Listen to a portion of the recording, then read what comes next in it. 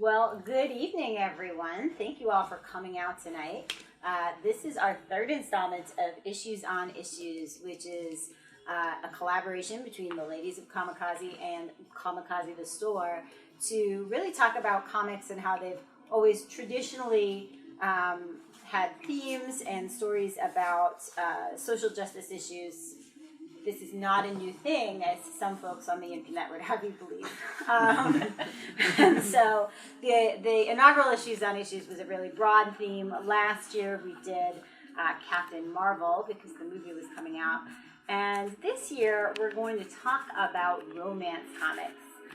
This is pretty exciting to me, partly because I literally dreamed up this topic, but when I woke up it just sounded so good.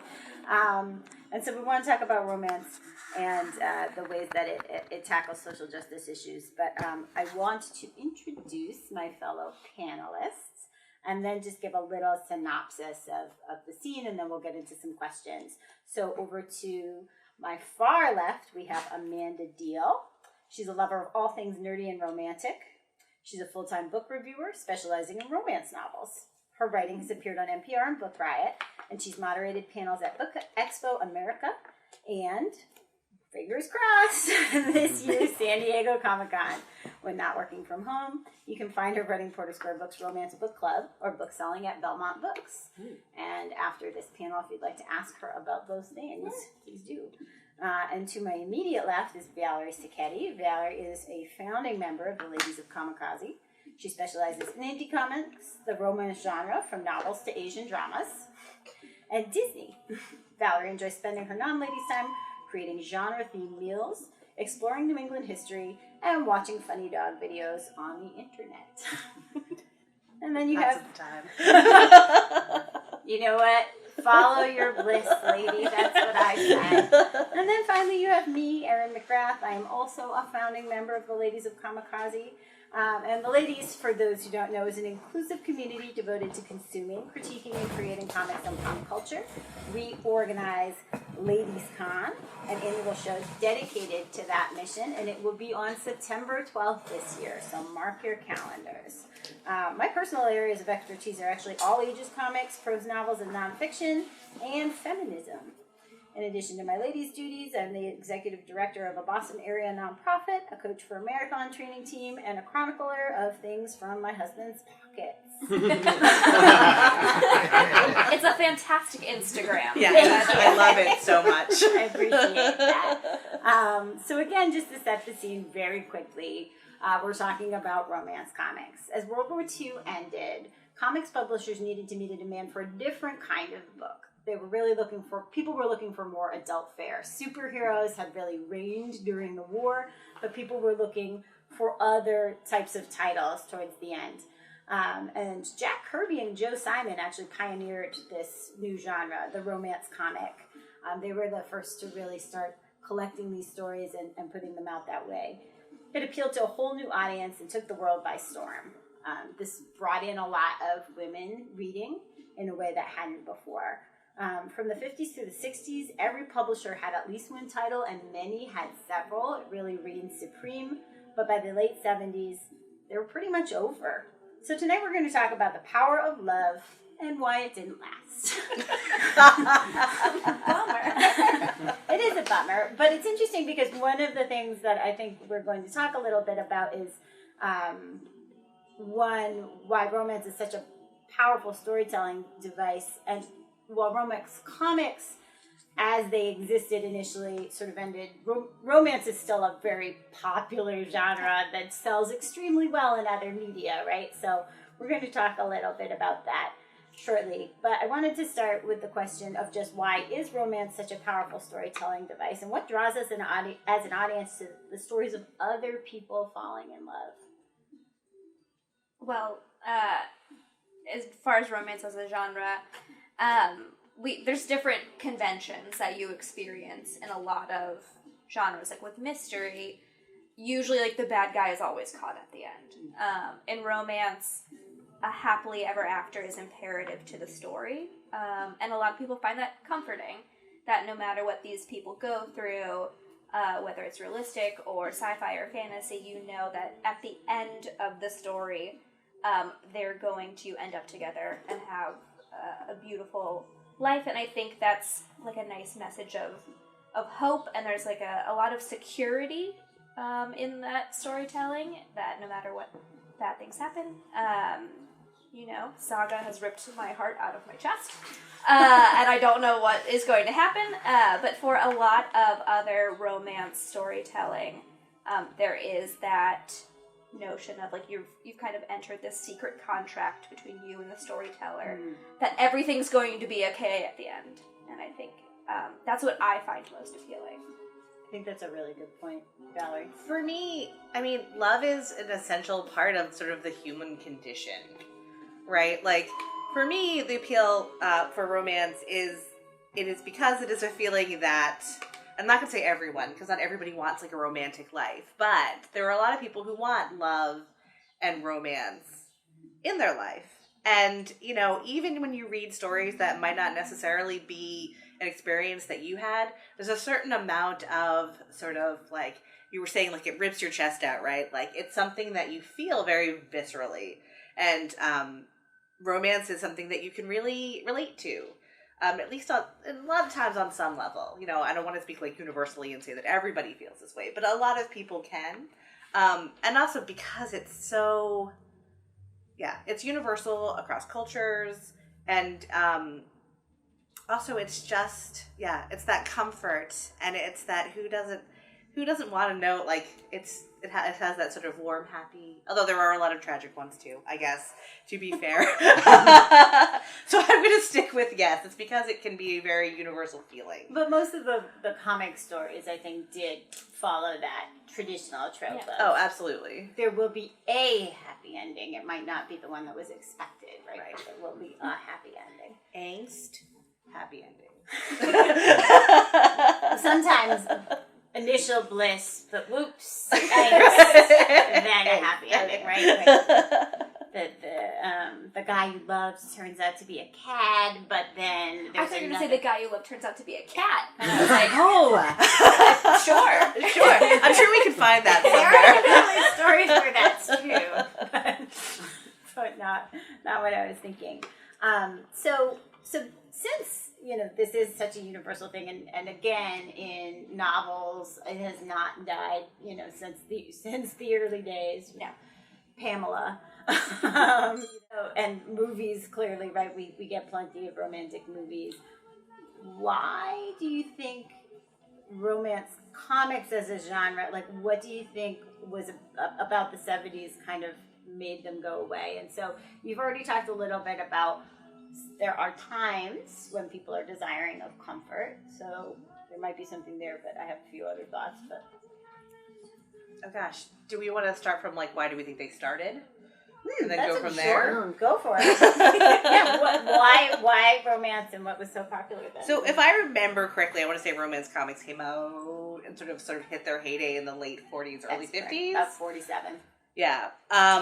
So my understanding is, and my connection with it was that in the beginning, a lot of these romance comics were geared towards young ladies, right? And at the end of the 40s and the beginning of the 50s is really when we started to see this sort of resurgence of the teenage culture.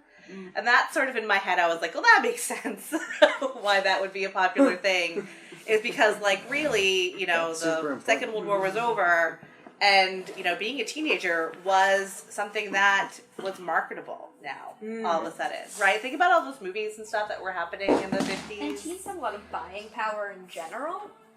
They guide a lot of trends. Yeah.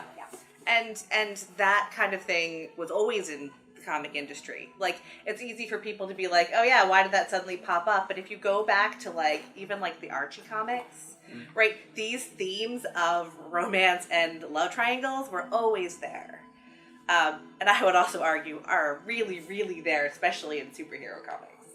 There's a lot of romance in those. Right, but this specific thing was more of these romance anthologies where we had multiple stories being exactly. Right? Mm-hmm. So yes, I think that's a good point. Teens were certainly a big part of it. Although it's interesting because if you look at the early comics, they are they do seem a little more adult. Yep. The themes are more adult, for one thing. There's a lot more stories about topics that eventually, and we'll get to the comics code shortly. Yeah, I was going to say, before the comics code. Wouldn't pass muster. I think there was a story called, like, I Was a Teenage Pickup or something like that. We have a blow-up for those who are live with us here. If you haven't checked out the display behind you, yes, there was I Was a Teenage Pickup. They were also often in these anthologies touted as true stories. Oh, true. Kind of true, much like the yeah, that's always very important. The true. Yeah, they were true in the way that the advice columns in 80s teen magazines were also true stories. It happened to me, didn't actually happen to anyone. That's a. It's probably like other like letter stories that are no longer real. Really It's crushing not my true. childhood It's a there. true story. It's like the modern Dude, romance relationships Reddit, like subreddit. Yeah. I think this is fake. Right, but that you're happened. you're drawn in, right, because you want to hear about it, and so so that was a big part of this was they were geared maybe for teens to read, but it was the idea was that teens would want to read about people who are a little bit older than them, and the stories really reflect that. So then, do you want to talk a little bit about the comics code and what Like happened? the kids are looking for guidance, but so it's like, what guidance are you giving them? Yes. I am not super knowledgeable about the comic code, other than to say that the stories had to change when that happened. I liken it to like movie rating. Yeah, exactly. So I will give a little bit of history, and then we can continue the topic. But so in 1954, a book was published by Dr. Frederick Wortham, and it was called "Seduction of the Innocent," and it was really basically saying that comics were rotting the minds of the youth, that they were corrupting kids. And he picked on particularly two genres: horror comics and the gore and kind of gratuitous violence that was there, and romance comics. I'll just read this quote. It said that the book slammed the genre for its mushiness, the false sentiments, the social hypocrisy, the titillation, the cheapness. And so prior to that book being published, the books that were the stories that were in the romance anthologies were pretty sophisticated. Topics covered things like heartbreak, crime, interracial love, other sorts of things like that. And then after that, the comics code was something that the publishing industry did to say essentially, okay, you don't need to put government, you don't need to get into this and tell us how to make our stories better. We're just going to do it for you. And so they forbid certain topics. And so the romance comics in the late 50s and early 60s really focused on this quest for the happy home and marriage. They weren't so much what people might actually be going through. They were, even in this sort of fictionalized and crazy way, right? But they were still, to your point, like real experiences people had. They were all very pat and neat. We have a panel back there that shows you that they also took old stories and censored them and put them into post-code form. And the panel shows an example in the original pre-code comic. It's a man and a woman, and the man is kissing the woman's neck. In the post-code comic, he's just kind of in the shadow, so you can't see him at all. So the woman's still in this sort of reclined pose, but there's nobody touching her. Deeply weird. But safe for all. You know, in the 60s and 70s, they did try to get some socially conscious stories with stories about the Vietnam War, women for fighting it for equal rights. You know, they did start to try to get more real and some of those social justice issues that I want to talk about later. But it really, by the late 70s, they were just done. So given all that backstory, do either of you have thoughts about what kind of was the downfall? I feel like the censorship. I mean, they were doing so well, and when you drastically change something like that, people are like, this isn't what I loved about the genre to begin with. And interestingly enough, I don't think it's correlated at all. There's no correlation here, but the 70s is really when romance novels started becoming popular. I don't know if that's tied together or not, but the 70s is really when you had those old school, like, bodice rippers where, like, a woman's getting kidnapped and there's dubious consent happening. But that's really, like, when romance started becoming popular in novel form instead of comic form. And they could get away with a lot more. Just not having pictures let you yeah. get away with So I'm curious if a lot of those readers left and went to reading romance novels instead of romance comics, considering. Yeah, very interesting That's point. actually, yes, that's what I was thinking. Well, is lazy super- censorship people. Super Couldn't be bothered to read it. For me, it was wondering. Yeah. My theory was less censorship, more the teenagers who were growing up with those romance comics, right? Like, it's actually an interesting progression if you think about it. You're a teenager in the 50s, and you're reading those sort of stories, and then you sort of hit your 20s. In the 60s, we see a little bit more like social justice type of comics in the romance. And then the 70s come around. You've kind of outgrown them. Boom, romance novels. Because you're already grown up now and you want to read the smut. But that's cool because that's why we're here. Some of us. I mean, I think they wanted to read the smut even when they were younger. Yes, exactly. But now there's this other. Flowers in the Attic was very popular. Oh, yeah, actually, very true. But, right, there's this other. So, like, for me, I always wondered if it was a progression of sort of, like, that generation just sort of growing up and maybe the comics not always sort of, aside from when we're talking about the social justice stuff, like, keeping up with them. But my argument, too, is romance comics I don't think ever really went away. I think they just kind of went away in the U.S. Is my little take on it. For sure. Yeah. So as someone growing up in the 90s and who had like, I want to read comics, but I am so into romance, American comics were not necessarily the place to get like the full-on romance story. I mean, I would agree. Yeah. My first, like, romance comics experience, if you want to count this, was, like, you know, being 13 years old and buying all, like, the Fruits Basket manga at Barnes & Noble. or like for me, it was Sailor Moon. Yeah. Right. And, funnily enough, Dark Horse started publishing Harlequin novels as manga. Oh, interesting. What? So you have, like, those crazy titles, like The Billionaire Tycoon's Secret Bride, but it's, like, the art style is, like, manga. I love it. I'm going to try to find those. They are available, I think, even through the library. Like writing this down. Yeah. Looking for that. I think the other thing that I think about, and this sort of gets to what you were saying, Valerie, but is an extension of it, is, you know, you're talking about this generation who's moving up and growing, but hypothetically, you'd have younger people below you. Right. But I think socially, in the 70s,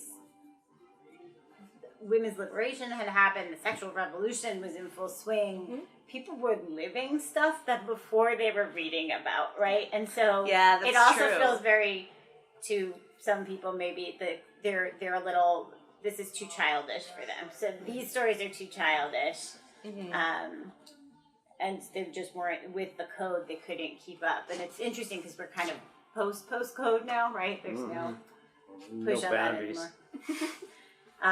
And so you see this resurgence of certain sorts of stories, but they're taking it to a different level than you ever could have gotten away with back then. Let's see. Do you have other thoughts, or I might go on to another question? Can the audience have a thought on this? Well, you're already speaking. I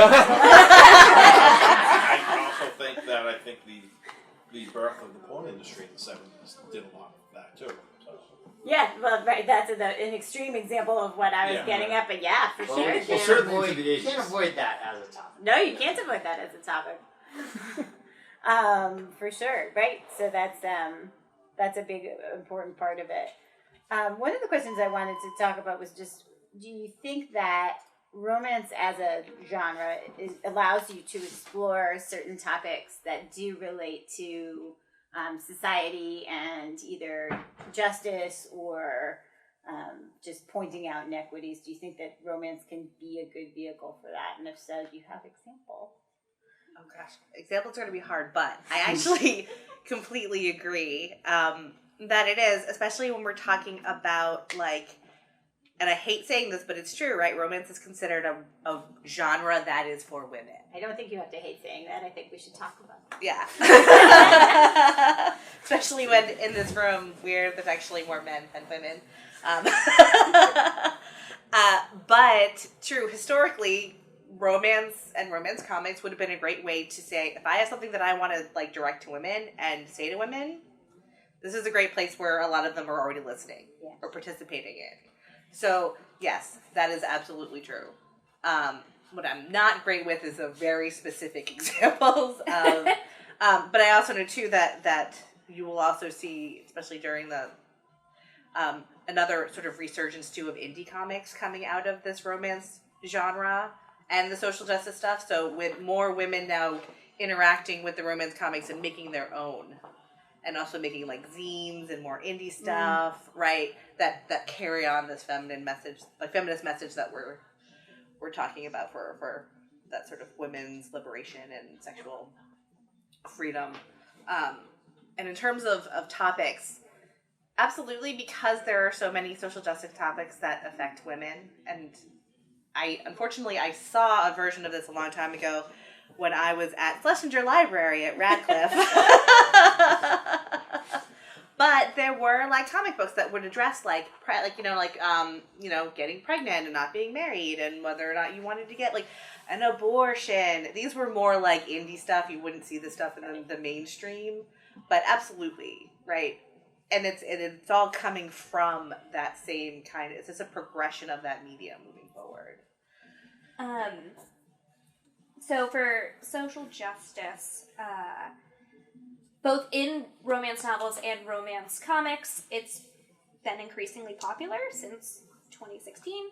And I see a lot of social justice as part of the story in romances that center queer and marginalized communities. So in terms of romance novels, there is this series by Adriana Herrera, who mainly writes romance about queer men of color. And it's set in New York, and it tackles like immigration, it tackles race relations. In terms of comics, one of my favorites I just wanted to like double check was Bingo Love by T. Franklin. Oh yeah. Which is adorable, and it's about these two black women who meet at church bingo in the 60s. And that kind of relationship wasn't really accepted in a church community, in a black church community. And then they reconnect later in life. It's so sweet. It's so beautiful. So I see that more often in media that centers people kind of like most affected by a lot of the politics we're currently experiencing.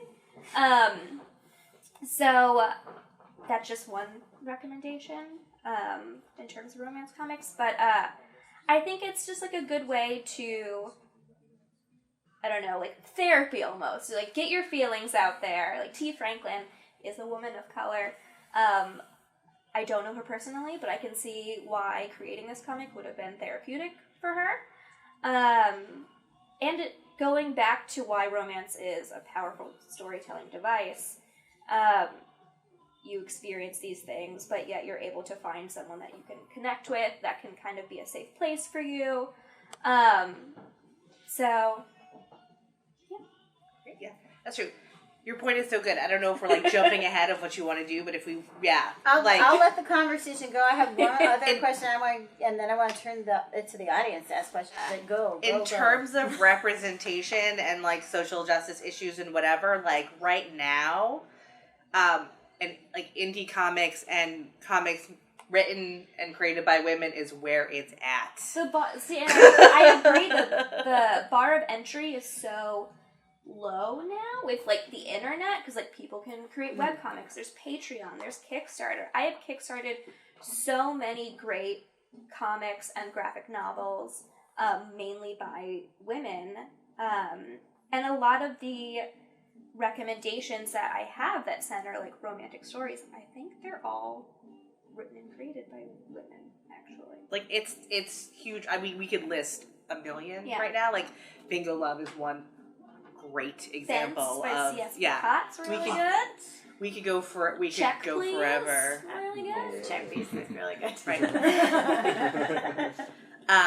But yeah, I don't know if we're like going ahead a little bit, but I'm sure we'll circle back around to this. But yes, so has the the dying out of the 70s, like, I don't know, the other day when I was sort of looking at all of the comics that I had around me, I was like, it's like a beautiful new golden heyday for romance comics.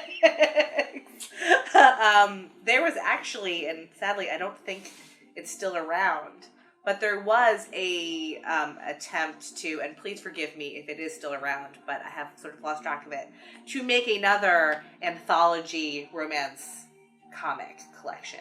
And it was something that was going to be available online. I actually purchased a couple of the, they ended up splitting some of them out and being like, you can just follow one of the stories, right, and buy that. So I bought a couple of those in like PDF form, but I've lost track of them since, and I stopped getting their newsletter, so I'm wondering if that's not a good thing. But yes, right now, everything that you could have wanted and hoped for, those other comics that sort of died out in the 70s, are now kind of back. And you're absolutely right, because we're not living in a world where we need, say, Marvel or some major publisher to want to do it. We can now make and literally put our money where our mouth is and financially support the creation of the stuff we want to see. Well, it sounds like you're also saying we're back in a time where people want those stories of comfort. Oh, and, yeah. And to explore the feeling, Yes. people have a lot of anxiety. And What? Why? Yeah, right. But also, Right now. also representation, right? Like now it's, I hate to say it like because it should have always been okay, but like now it's very, very common and very normal to see same-sex couples, to see non-binary couples. Like all of that now is easily accessible in a way that it never was before. And I think that's another part of it is too, to be part of those communities and standing up and saying, yeah, we love too. We also fall in love. And always did. But We've always been here. We're going to tell you about it. And now we're going to make these amazing comics for you guys to read. Because once again, we're going back to this whole thing. Love is a universal part of the human condition.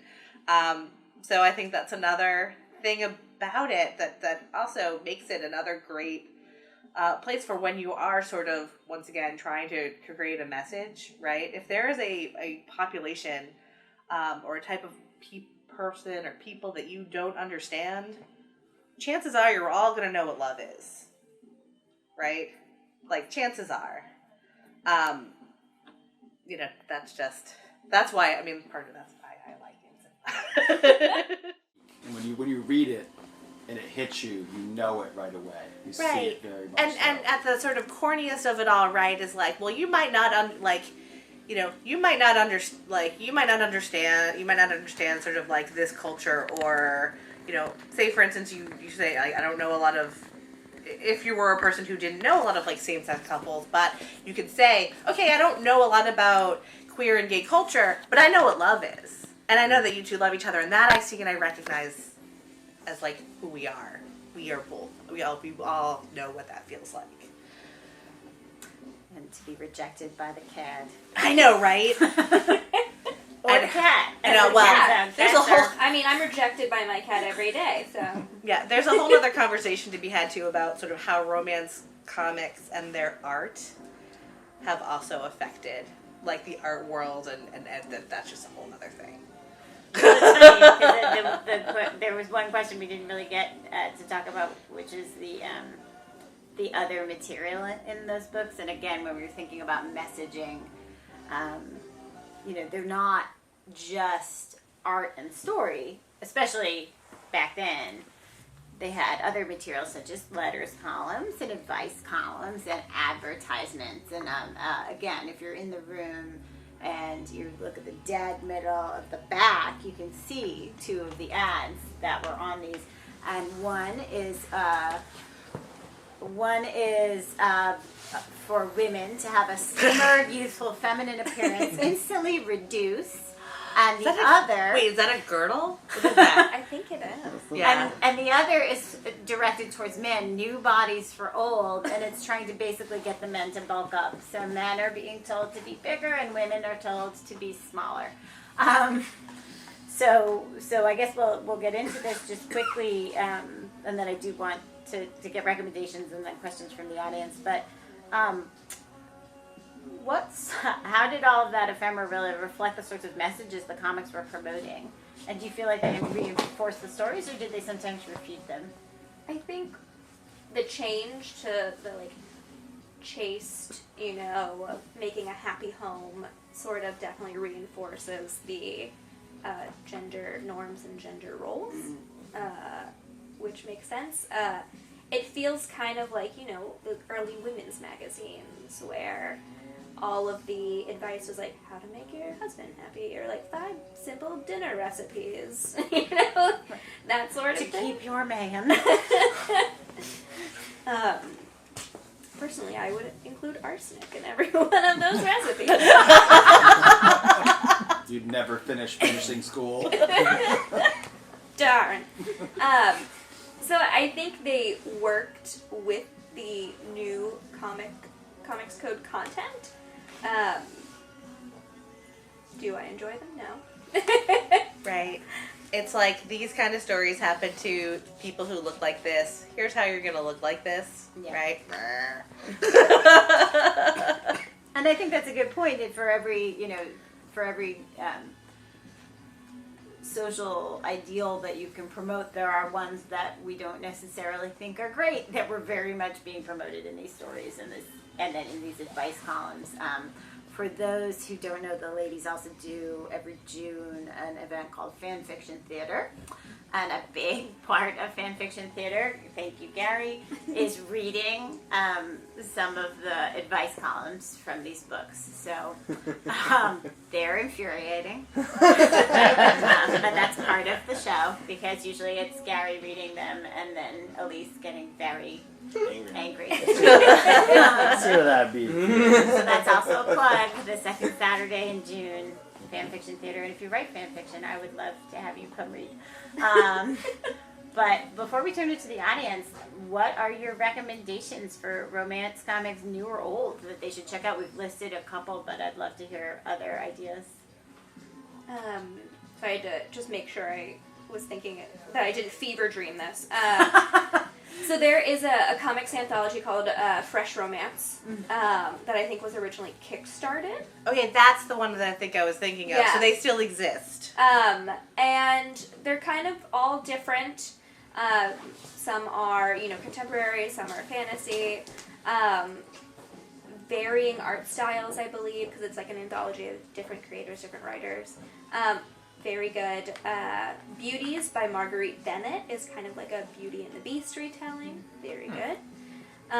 We mentioned Fence. We mentioned Check Please. Even though romance wasn't central, I really liked Space Battle Lunchtime. Oh, yeah, that's a good It's one. like a Top Chef competition in space. And This already sounds interesting. You would I'm surprised I've It's never very actually mentioned cute. it to you. The delegate from Earth starts having some fond feelings for a competitor who is like this very serious alien assassin type character. It is a queer romance. It's just very cute. What's it called? Space Battle Lunchtime. It's delightful. It's very fun. And then also, not necessarily romantic love, but kind of like a romantic understanding and like platonic love I really like Prince and the Dressmaker, which is a graphic novel. Very sweet. I liked that one a lot. There's like one more that I'm like blanking on. But there's like a lot out there. Right now, it's not really a romance, But I was able to get an advanced copy of Money Shot by Tim Seeley. Yeah. Not quite romance. Not quite romance. But like romantic elements, stuff on the page that you wouldn't necessarily see. Comics Code. Pretty much scientists become sex workers in space. It's a lot of fun. I enjoyed it. But I think those are my suggestions. Valerie. She named a lot of ones that I probably would have mentioned, so I'm going to also add Moonstruck. Oh, that one's so good. It's adorable. I Moon think Cakes, too. Moon Cakes by Wendy? I think that's right. Yeah. I just read that. Sleepless. If anyone's Sarah Vaughn and someone else, it's basically a romance about like a princess and her guard. Like it's so great. And then let me think. Like what else am I reading? And then if you guys like, once again we were talking about manga.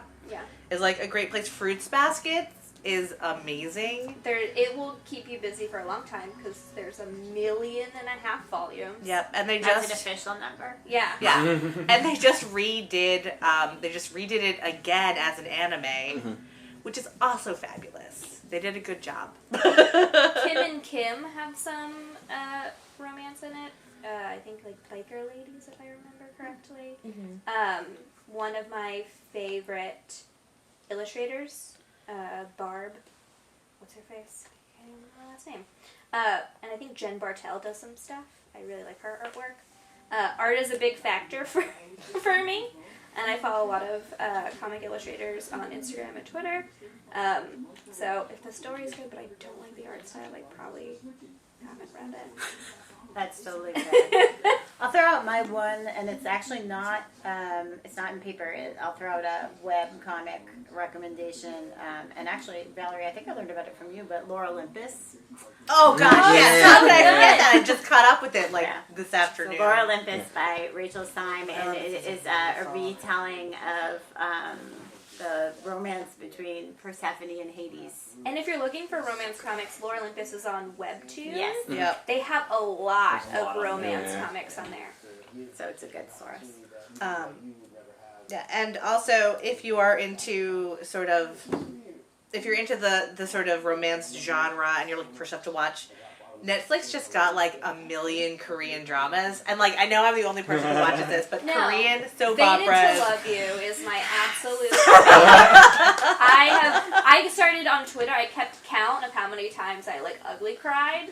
We're like episode 7. We're up to ugly cry number 3. I really need to like make a list of all the ones that I've watched because I forget sometimes, and I'm like, this one's from. Oh wait, that's because. Have you watched Coffee Prince? Yes, Coffee Princess is old. That's an old one. Yeah. This is a new. Maybe discussion. this is a podcast I'm hearing. I know. I'm so excited to finally have found someone else who's. Told you, Slave Catchers. It's like one of the I will best. talk There's so much K-dramas with romance you in that. any day. So, with that all said, I'd like to turn it over if the audience has any questions or comments. And all right, we'll go here. How do you feel about the romance genre in general when it began 40s and 50s, was aimed at young girls, was written a lot by old men? I'll start this in a gentle way. Is the romance genre is not a perfect genre, right? Like historically, it could. Yes, it was sort of written as almost like I don't know. Right, it was written in a way to once again hold up these ideas of like how romance should be and how men and women should be with each other, and a lot of the main characters have a lot of like internalized misogyny. yeah, exactly, and to be honest too, like the other problem with romance, and I've experienced this with people even today, is sometimes it can set unrealistic expectations of relationships and your life. Especially if you're dating a cat man. Yeah, totally. Or wish you were dating a cat man. I think there actually is a manga that's called like My Boyfriend is a Bear. So Oh The yes, Bear it is stories? very cute. It is super cute. I have not read that It's one got yet, a grizzly bear holding the heroine bridal style. I've seen on the cover, yeah.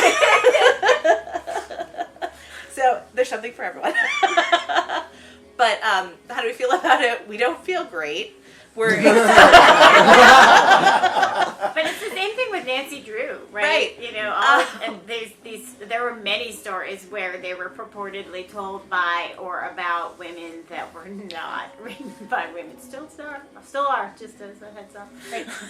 The plus side to that is that it's really changed, right? Like, you know, this thing that was originally sort of, I don't know, I'm like, sure like men were writing it because probably women weren't. doing what They they wouldn't be wanted them to hired. do. Right. They Yeah. wouldn't be Right. hired. That's just a fact. Yeah. They wouldn't be hired. Right. So like, if someone were going to write it and have it published, it had to be a man. Right. It's like an instruction manual of how men wanted women to be. Right? Like, that is the most dramatic way of saying it, but that's kind of how it makes me feel.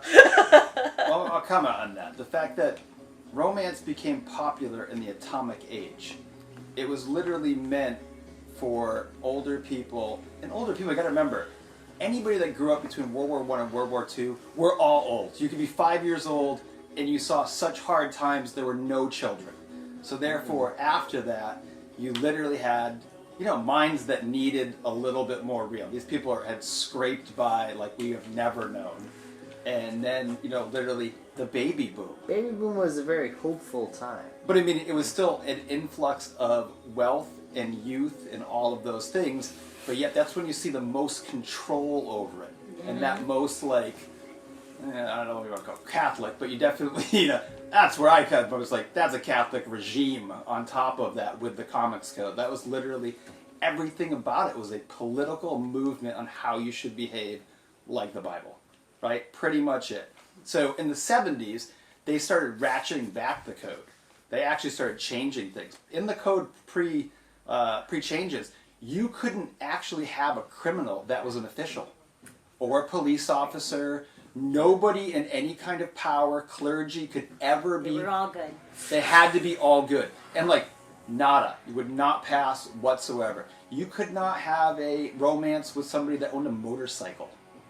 You know what I mean? Let alone interracial. Not even the stuff close. the stuff in the code is amazing. But it's amazing that Can this have was a all in there, vampire. and they thought about which areas of the populace were not welcome to their, I don't know, their style of living. Right. So I think for like the 70s and how it kind of crashed down is that it didn't change fast enough. Right. I mean, you had already, by the time that was dying out and they're changing stuff, you've got Robert Crumb with the shopping cart, and, you know, jeez. in San Francisco, literally pushing, you know, about as much disturbing shit as you could possibly put on a page, and it had already passed it. You know, it's already gone. It just wasted. And that was a great comment they had about like that surge of like the late 70s, early 80s having all those romance novels really boom, right? The Harlequin romance, you know, it's like that was huge, and it's like everything prior to that would have been like maybe a nurse story, or they had a bunch in the 60s, and definitely the questionable. They still have them. Harlequin has a medical line Yes. of category romances where everyone's a doctor or a nurse. Yeah, no, it's a Still hotbed of exists. activity. Yeah, yeah. I mean, Yeah. if you want to Well, I mean, dive down a rabbit hole, you go into the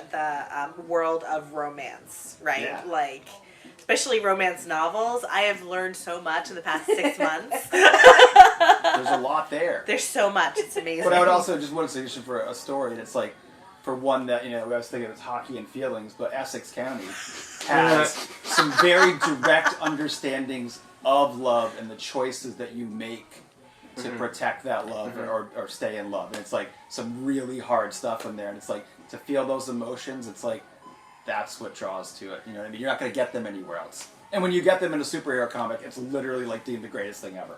Like, if they can actually give that relationship to it, they will literally hook onto it and you'll remember those all the time. I can't even think of, like, for the entire 70s, 80s, and 90s, any superheroes that had sex together. You're like, I remember that. Oh It's yeah, unheard of. if they took that step. Yeah. Oh yeah, I mean, be you robot or human. Right, right. That was always a big deal. No, and it's true, and I mean,